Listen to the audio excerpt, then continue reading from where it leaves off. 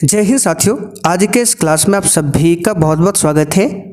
तो साथियों, Bihar police constable exam के लिए आज हम लोग फिर से खान सर के बुक से 50 सिलेक्टेड प्रश्नों का रिवीजन करने वाले हैं।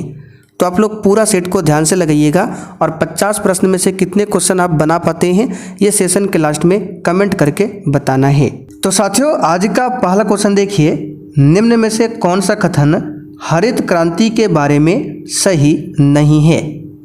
चलिए सभी ऑप्शन को ध्यान से पढ़िए और प्रत्येक स्टूडेंट को नीचे लाइव चैट में या फिर कमेंट बॉक्स में अपना अपना उत्तर जरूर बताना है। तो देखिए, हरित क्रांति का प्रारंभ 1966 की खरीफ ऋतु में हुआ था। बिल्कुल सही जवाब है, 1966-67 के दशक में हुआ था।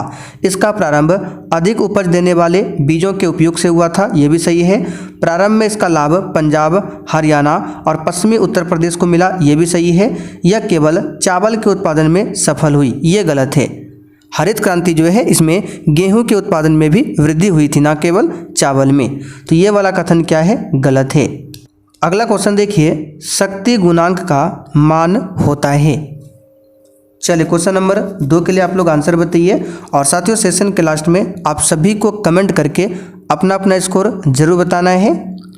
तो बी ऑप्शन यहाँ पर आपका सही है, शक्ति गुणांक का मान 0 और 1 के बीच कुछ भी हो सकता है। ठीक है, चलिए आगे देखते हैं क्वेश्चन नंबर 3। उपसौर की स्थिति कब बनती है। बताइए क्वेश्चन 3 के लिए आंसर क्या होगा, उपसौर की स्थिति कब बनती है। बी राइट आंसर करेंगे, 3 जनवरी के दिन उपसौर की स्थिति बनती है और 4 जुलाई को कौन सी स्थिति बनती है, तो 4 जुलाई को अपसौर, 3 जनवरी को उपसौर, ये आपको ध्यान रखना है। चलिए आगे देखते हैं, किस अर्थशास्त्री के अनुसार अर्थशास्त्र मनुष्य के भौतिक कल्याण का अध्ययन है। और इस क्लास के बाद अभी रात 8 बजे की क्लास को जरूर करना है, जिसमें जीके, साइंस, ठीक है, करंट अफेयर्स, हिंदी, व्याकरण, हर सब्जेक्ट से क्वेश्चन होगा रात 8 बजे की क्लास में। तो किस अर्थशास्त्री के अनुसार अर्थशास्त्र मनुष्य के भौतिक कल्याण का अध्ययन है, तो यह है मार्शल के अनुसार। किसके अनुसार, मार्शल। अगला क्वेश्चन, प्रथम विश्व युद्ध का तात्कालिक कारण क्या था। चलिए बताइए क्वेश्चन 5 के लिए आंसर, प्रथम विश्व युद्ध का तात्कालिक कारण क्या था। तो ये क्वेश्चन शायद हमने कल भी आपको बताया था, फर्डिनेंड की सराजेवो में हत्या, ये प्रथम विश्व युद्ध का तात्कालिक कारण था। यहाँ पर ए ऑप्शन आपका सही जवाब है। प्रथम विश्व युद्ध की शुरुआत कब होती है, 1914 में और समाप्त हुआ था 1918 में। साथियों यहाँ पर आप लोग देख सकते हैं, बिहार पुलिस कांस्टेबल एग्जाम के लिए मोस्ट इंपॉर्टेंट क्लास नोट्स दिया जा रहा है। टोटल 66 नोट्स एप्लीकेशन पर अपलोड कर दिया गया है। तो जिन्होंने बैच ऑलरेडी परचेज किया हुआ है उनको ये नोट्स डेली मिल रहा है। बिल्कुल इसी प्रकार से फुल डिस्कशन के साथ ये नोट्स दिया जाता है। तो अगर आपको भी ये नोट्स चाहिए तो यहाँ पर व्हाट्सअप नंबर है, इस पर मैसेज करके बता सकते हैं कि सर हमें केवल नोट्स चाहिए। मैसेज क्या करना है, केवल नोट्स चाहिए। चलिए आगे देखिए, निम्नलिखित में से शुद्ध शब्द कौन सा है। बताइए निम्नलिखित में से शुद्ध शब्द कौन सा है। तो अनिष्ट जो है ये शुद्ध क्या है, अशुद्ध है। अनिष्ट किस प्रकार से लिखा जाता है, तो यहाँ पर देखिए लिख देते हैं, इस प्रकार से अनिष्ट होता है। तदोपरांत भी गलत है, तदोपरांत होता है इस तरह से, तदुपरांत होता है ना कि तदोपरांत। बाकी दुरावस्था की बात करें, ये आपका शुद्ध है, दुरावस्था सही लिखा हुआ है। निरीक्षण भी यहाँ पर गलत है, निरीक्षण किस प्रकार से होता है, इस तरह से निरीक्षण सही होगा। तो केवल सी ऑप्शन जो है शुद्ध है। आगे देखिए, निम्नलिखित में से कौन सा पुरातात्विक स्थल सिंधु घाटी की सभ्यता से संबंधित नहीं है। बताइए कौन सा पुरातात्विक स्थल सिंधु घाटी की सभ्यता से संबंधित नहीं है। इसका सही जवाब है बालाथाल। ठीक है, बाकी रोपड़, लोथल, कालीबंगा ये सभी संबंधित है। तो आंसर हमारा क्या हो जाएगा, सी ऑप्शन। बालाथाल कहाँ पर है, तो राजस्थान के उदयपुर जिला में है, बनास नदी घाटी क्षेत्र में ये स्थित है बालाथाल। ये सिंधु घाटी सभ्यता से संबंधित नहीं है। आगे देखिए, निम्नलिखित कणों में किसका द्रव्यमान सबसे अधिक है? एक एक क्वेश्चन आपके लिए बहुत ज़्यादा इंपॉर्टेंट है, ध्यान से आंसर लगाइए। निम्नलिखित कणों में किसका द्रव्यमान सबसे अधिक है? बी राइट आंसर करेंगे, अल्फा कण का। ठीक है, अल्फा कण का द्रव्यमान सबसे अधिक है। आगे देखिए, निम्नलिखित में से भारत का कौन सा राज्य कर्क रेखा के उत्तर में स्थित है? साथियों, अगर आपको बिहार पुलिस के लिए क्लास नोट्स स्पेशल बिहार जी के कुछ भी चाहिए तो क्लास के लास्ट में आपको बताया जाएगा। तो भारत का कौन सा राज्य कर्क रेखा के उत्तर में स्थित है? तो इसका सही जवाब है बिहार। ये कर्क रेखा के उत्तर में स्थित है। कर्क रेखा भारत के बीचों बीच से होकर 8 राज्यों से होकर गुजरती है। पहला राजस्थान, गुजरात, मध्य प्रदेश, छत्तीसगढ़, झारखंड, पश्चिम बंगाल, त्रिपुरा एवं मिजोरम। अगला क्वेश्चन देखिए, राम खेल रहा है, इस वाक्य में क्रिया क्या है? तो हमने आपको अकर्मक और सकर्मक के बारे में बताया था। राम खेल रहा है ये अकर्मक है, सी ऑप्शन यहाँ पर आपका सही है। चलिए आगे देखिए, कैलेमाइन एक खनिज है जिसमें होता है। चलिए क्वेश्चन 11 के लिए आंसर लगाइए। कैलेमाइन एक खनिज है जिसमें क्या होता है?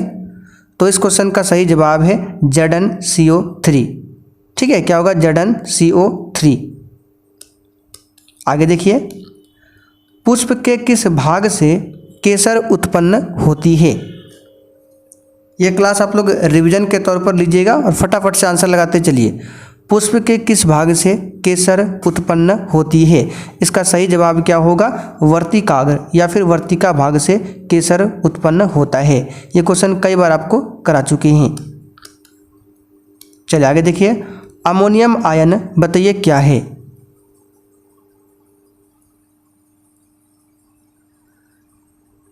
बी, इसका आंसर हो जाएगा ए ऑप्शन, एक संयुग्मी अम्ल है अमोनियम आयन।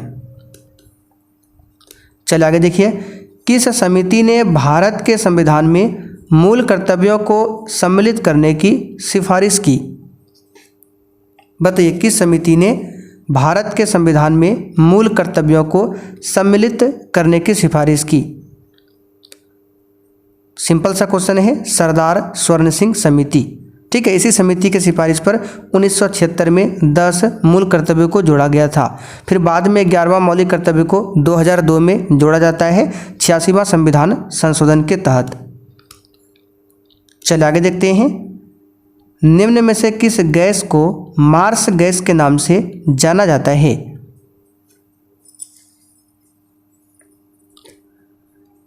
ए राइट आंसर करेंगे, मीथेन को मार्स गैस बोला जाता है। ठीक है, धान की खेत से पूछे कौन सा गैस निकलता है? यही मीथेन गैस निकलता है। जहाँ पर दलदली भूमि होता है वहाँ से भी उत्पन्न होता है मीथेन गैस। आगे देखिए, हरित क्रांति के जनक कौन है? बताइए, हरित क्रांति के जनक कौन है? तो साथियों, इस क्वेश्चन का आंसर क्या हो जाएगा? तो हरित क्रांति के जनक विश्व में है डॉक्टर नॉर्मन बोरलॉग। और भारत में पूछे, अगर स्पेशल भारत लिखा रहे तब आपको आंसर करना है MS स्वामीनाथन। केवल हरित क्रांति के जनक पूछे तो आपको नॉर्मन बोरलॉग आंसर बताना है। चलिए आगे देखिए, निम्नलिखित राज्यों में से उस युग्म को चुनिए जो लोकसभा में सबसे ज़्यादा प्रतिनिधि भेजते हैं। तो यहाँ पर इस क्वेश्चन का आंसर क्या होगा?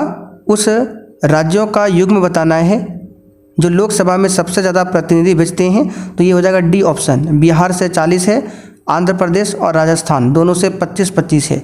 यहाँ से सबसे अधिक आता है ऑप्शन के हिसाब से। अगला क्वेश्चन देखिए, शिकागो में 1893 में विश्व धर्म संसद में किसने भाग लिया था? नॉर्मल सा क्वेश्चन है, 1893 में विश्व धर्म सम्मेलन हुआ था। कहाँ पर? शिकागो में। और यहाँ पर भाग लिया था स्वामी विवेकानंद ने। बी ऑप्शन यहाँ पर आपका सही जवाब है। स्वामी विवेकानंद किसके शिष्य थे? रामकृष्ण परमहंस के शिष्य थे। अच्छा, रामकृष्ण मिशन की स्थापना कब किया गया था? तो 1897 में। दयानंद सरस्वती की बात करें, इन्होंने 1875 में आर्य समाज की स्थापना किया था। इनके बचपन का नाम क्या था? मूल शंकर। और इन्होंने एक नारा दिया था, वेदों की ओर लौटो। इनकी पुस्तक का नाम क्या है? सत्यार्थ प्रकाश। कॉटन जिन का आविष्कार किसने किया? तो कॉटन जिन का आविष्कार किया था किसने? तो इस क्वेश्चन का आंसर क्या हो जाएगा? चलिए, इसका आंसर हो जाएगा एली व्हाइटनी ने कॉटन जिन का आविष्कार किया था 1793 में। आगे देखिए, मानव के लिए श्रव्य आवृत्ति का प्रास क्या है?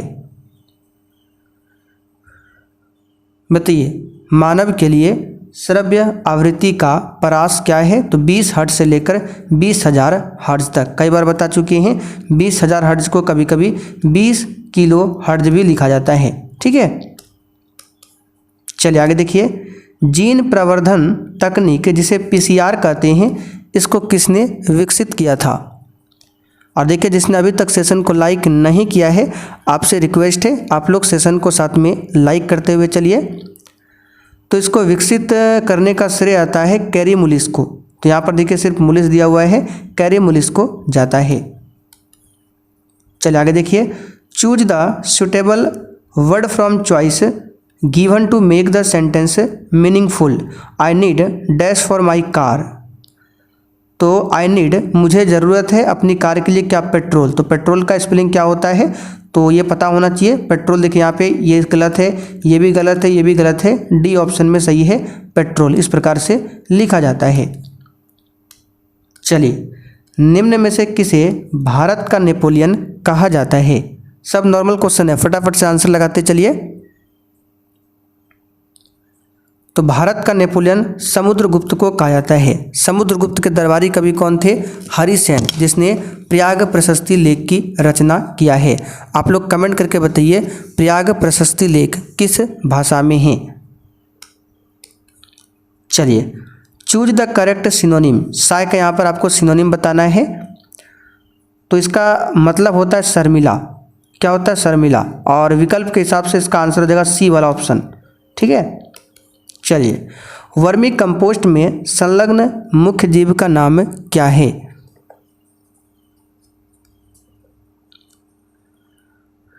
ए राइट आंसर करेंगे केचुआ। वर्मी कंपोस्ट में संलग्न मुख्य जीव है केचुआ। ए ऑप्शन सही है। चलिए आगे देखिए, निम्न में से किसका संबंध राज्य उत्पत्ति के सामाजिक समझौता सिद्धांत से नहीं है?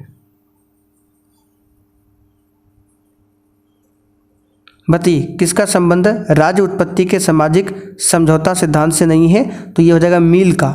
ठीक है, यहाँ पर सी ऑप्शन आपका सही जवाब है। राज्य की उत्पत्ति का सामाजिक समझौता सिद्धांत के प्रणेता हॉब्स थे, लॉक भी थे, रूसो भी थे। ठीक है, ये तीनों थे, जबकि मिल नहीं थे। चलिए आगे बढ़ते हैं। दलित साहित्य में जूठन आत्मकथा के लेखक कौन है? यहाँ पर देखिए बता देते हैं, पूरा नाम मिल का क्या है। तो इंग्लैंड के दार्शनिक थे जॉन स्टुअर्ट मिल। पूरा नाम है जॉन स्टुअर्ट मिल। तो दलित साहित्य में जूठन आत्मकथा के लेखक कौन है? इसका सही जवाब है ओम प्रकाश वाल्मीकि। कौन है? Om Prakash Valmiki.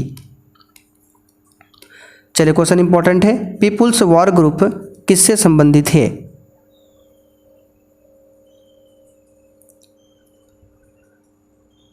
D right answer करेंगे, नक्सलवाद से संबंधित है।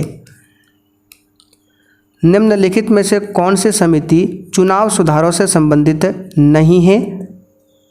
बताइए, कौन सी समिति चुनाव सुधार से संबंधित नहीं है? आंसर है वाई के अलग समिति।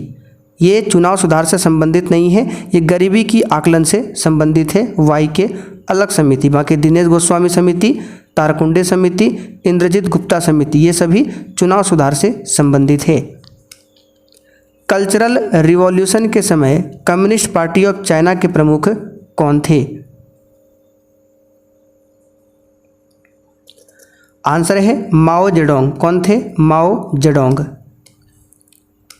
चलिए आगे देखते हैं। जापान में रक्तहीन क्रांति या मेजी पुनः स्थापना किस वर्ष में हुई?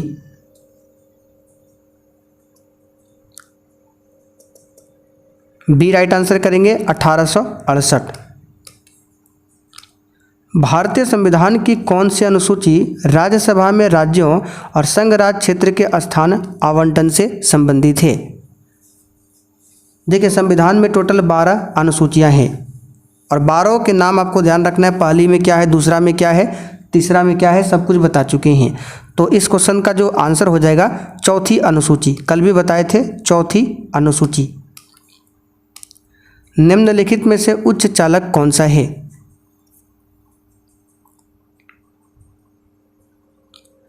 बी राइट आंसर करेंगे सिल्वर यानी कि चांदी। ठीक है, इसका परमाणु क्रमांक कितना होता है? 47। आगे देखिए, प्रति चुंबकीय पदार्थ की चुंबकीय प्रकृति क्या होती है?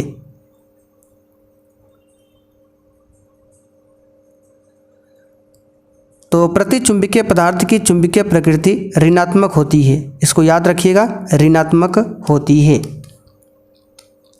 निम्नलिखित में से कौन सी एक परिस्थिति मानव का प्रतिकूल प्रभाव नहीं है?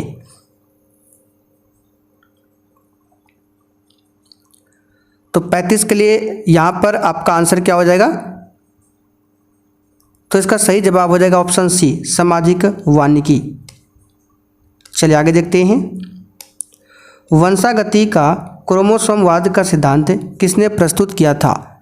साथियों, जो भी चैनल पर पहली बार आए हैं, आपकी जानकारी के लिए बता देते हैं, अगर आपको फुल डिस्कशन के साथ, थ्योरी के साथ ऑब्जेक्टिव क्लास करना है, रात 8 बजे की क्लास को कीजिए। बिल्कुल फुल डिस्कशन के साथ कराया जाता है। तो वंशागति के क्रोमोसोमवाद का सिद्धांत दिया था वाटसन एवं क्रिक ने। संयुक्त राष्ट्र संघ कब अस्तित्व में आया था? डी राइट आंसर करेंगे 24 अक्टूबर 1945 को। आप लोग कमेंट करके बता दीजिए इसका मुख्यालय कहाँ पर है। सम्राट जेम्स प्रथम का राजदूत सर टॉमस रो किसका राजदूत था? सम्राट जेम्स प्रथम का। किस मुगल शासक के दरबार में आया था? बी राइट आंसर करेंगे जहांगीर के दरबार में आया था। कब? 1615 में। इसका मुख्य उद्देश्य मुगल शासक के साथ एक व्यापारिक संधि करना था। याद रखिएगा, जहांगीर के समय में। निम्न में से कौन से ग्रंथ वैदिक साहित्य का हिस्सा नहीं है?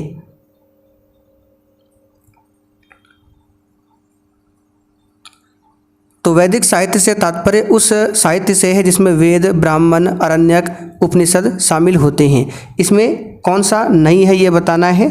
तो इसका सही जवाब है वेदांग। इसमें वेदांग नहीं आता है। ठीक है, वेद आएगा, ब्राह्मण, आरण्यक, उपनिषद ये सभी आएगा, जबकि वेदांग को मानवीय रचना माना जाता है। वेदांग कितने हैं? टोटल 6 वेदांग है। शिक्षा, कल्प, व्याकरण, निरुक्त, छंद और ज्योतिष। ठीक है, वेदांग को स्मृति माना जाता है। निम्नलिखित में से कौन सी सुभद्रा कुमारी चौहान द्वारा लिखित कविता है?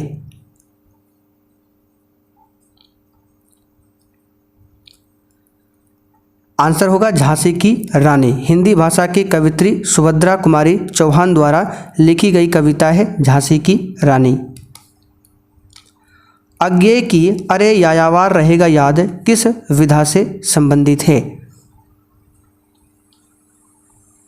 तो ये एक यात्रा वृतांत है। क्या है? यात्रा वृतांत।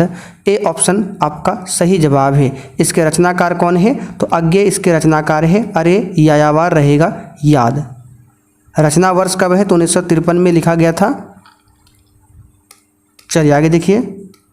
इत्यादि का सही संधि विच्छेद क्या है? डी राइट आंसर करेंगे इति जोड़ आदि। ये इत्यादि का सही संधि विच्छेद है। आप लोग कमेंट करके बताइए। ये तो स्वर संधि है, सबको पता है। स्वर संधि में कौन सा संधि है? यन संधि है या फिर अयादि संधि है? ऑप्शन भी दे दिए, बताइए।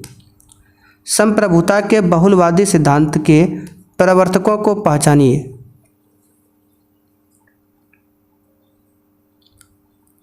तो ये हो जाएगा लॉस्की और बार्कर। आगे देखते हैं। निम्नलिखित देशों में किसके साथ भारत की सबसे लंबी स्थल सीमा है?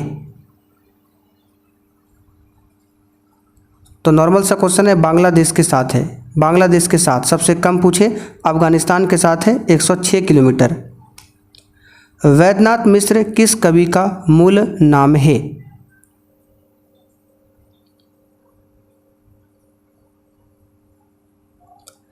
नागार्जुन। नागार्जुन का असली नाम है वैद्यनाथ मिश्र। सी ऑप्शन यहाँ पर आपका सही जवाब है। ठीक है, हिंदी साहित्य में इन्होंने नागार्जुन तथा मैथिली में यात्री उपनाम से रचनाएं की। तो नागार्जुन का ठीक है मूल नाम है वैद्यनाथ मिश्र। निम्न में कौन सा रासायनिक परिवर्तन का उदाहरण है? लकड़ी का जलना रासायनिक परिवर्तन है, बाकी सब क्या है? भौतिक परिवर्तन है। मधुमक्खी पालन का वैज्ञानिक नाम क्या है?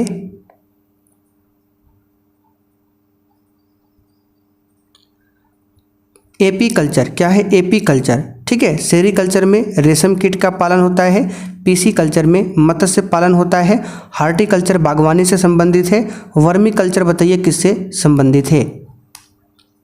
एक सौर जल हीटर से गर्म जल कब प्राप्त नहीं किया जा सकता है?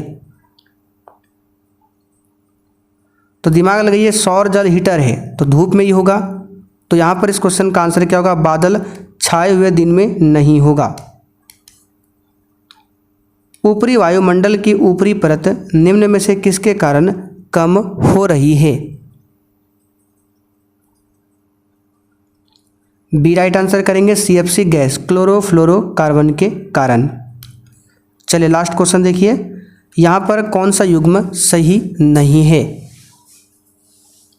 तो प्रेरी उत्तरी अमेरिका बिल्कुल सही दिया हुआ है, पंपाज दक्षिणी अमेरिका ये भी सही दिया हुआ है, स्टेपिज यूरोप ये भी सही है, वेल्ड ऑस्ट्रेलिया दिया हुआ ये गलत है।